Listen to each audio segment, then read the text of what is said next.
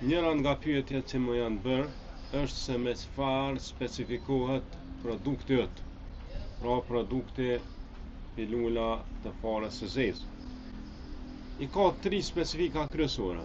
E para është natyrale, e dyta është unike dhe e treta është e lehtë për të përdorur. Pra thjesht e merr pilulën dhe e gëlltit ata me ujë. Bismillah. Nuk ka nevojë fare që t'ja shijojsh shijen. Se normalisht fara e zezë e ka shijen shumë të hidhur dhe realisht edhe pse është e kombinuar me mjaltë, prapë është e hidhur. Është një rregull që përmendin mjekët që gjërat e hidhura janë të ëmbla për mëlçin. Dhe këto është që shkelqen pilula fare zezë. Pra është e hidhur, por e ëmbël për mëlçin. Pse është e ëmbël për mëlçin gjërat e hidhura, në veçanti fara e zezë, është për shkak që gjërat e hidhura i aktivizojnë hormonet të saktuara. Dhe nuk është kusht ato hormone që më aktivizu që me shiju hidhësin në gjuhë. Përkundrazi, edhe lukthi kishte receptor të hidhësisë, edhe vetë mëlçia, edhe zorë.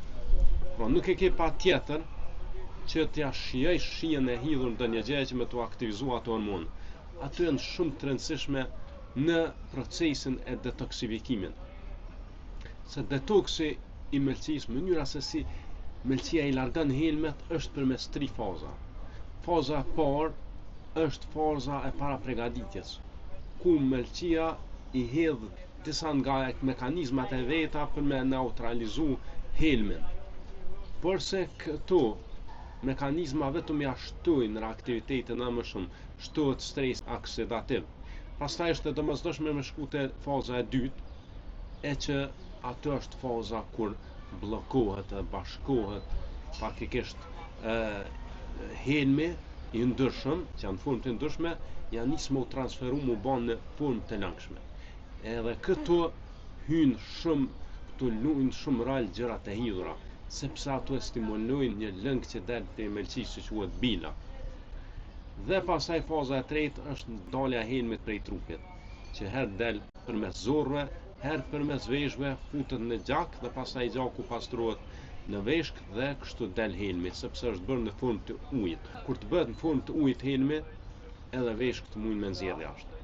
Por se procesi që helmi i ndryshëm u bë helm i ujit, që tretën ujë është një faktikisht është një proces mjaft i vështirë për mëlçin, prandaj duhet me ndihmu mëlçisë mos me i hedh vetëm gjërat ëmbla, po edhe gjërat hidhura. Për subhanallahu kjo është rregull në përgjithësi e jetës, pa shiu gjërat hidhura, as të ëmbla më nuk ka vlerë, nuk ka efekt. Edhe mëlçia është e tillë. Po duhet me jap shije të hidhura mëlçisë. Dhe njëra prej metoda më të mira është me fara zezë, sepse farat e zeza kanë aq shumë studime shkencore për vlerën e saj, për detoksifikim, sa që nuk e imagjinoni. Prandaj, nëse dikush më pyet çka është dobia kryesore e farës zezë, ju them që ajo e adreson pikërisht direkt çështjen e mëlçisë, e ndihmon që të detoksifikohet.